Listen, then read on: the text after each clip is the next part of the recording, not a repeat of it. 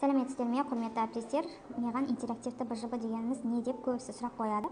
Интерактивті БЖБ дегеніміз, мысалы, мынау, осының сілтемесін оқушыларға жіберген кезде, оқушыларда телефонда, планшетте, ноутбукте дәл осылай ашылады. Телефонда, мысалы, орындайтын болса, name деген жерге оқушы өзінің аты жөнін жазады, атын және фамилиясын. Енді мына жерде тапсырманы оқиды. Write correctly parts of head. Бас бөліктерін дұрыстап жазу керек. Енді мына жерде бірінші тұрғаны бұл шашты көрсетіп тұр, стрелка. Онда оқушы шашты жазу керек. Қатесіз әр әріпті дәл осылай телефонмен жаза алады. Екіншісінде мұрынды көрсетіп тұр. Мұрынды жазады. Nose деп. Мінекей, осының барлығын орындап болғаннан кейін астына барады екінші тапсырмаға. Екінші тапсырмада choose correct дейді.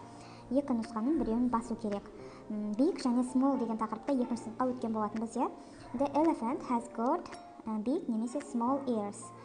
Пілдің үлкен немесе кішкентай құлақтары бар. Оқушы оны қайсысын таңдайды? Әрине bigті таңдайды. Bigті таңдау керек. Екіншісінде the mouse has got small nose. Кішкентай деп жазамыз. Міне осыларды орындап болғаннан кейін finish дегенді басады. Check my answer деген мында екі не шығады. Оқушы check my answer дегенді басу керек. Мінекей, міне нәтижені шықты. Оқушының аты тұр және нәтижесі тұр. Осы нәтижені сіз күнделікке немесе журналыңызға осы нәтижені жазып қойсаңыз болғаны. Оқушы, яғни осыны орындап болғаннан кейін скриншот жасап сізге жібереді.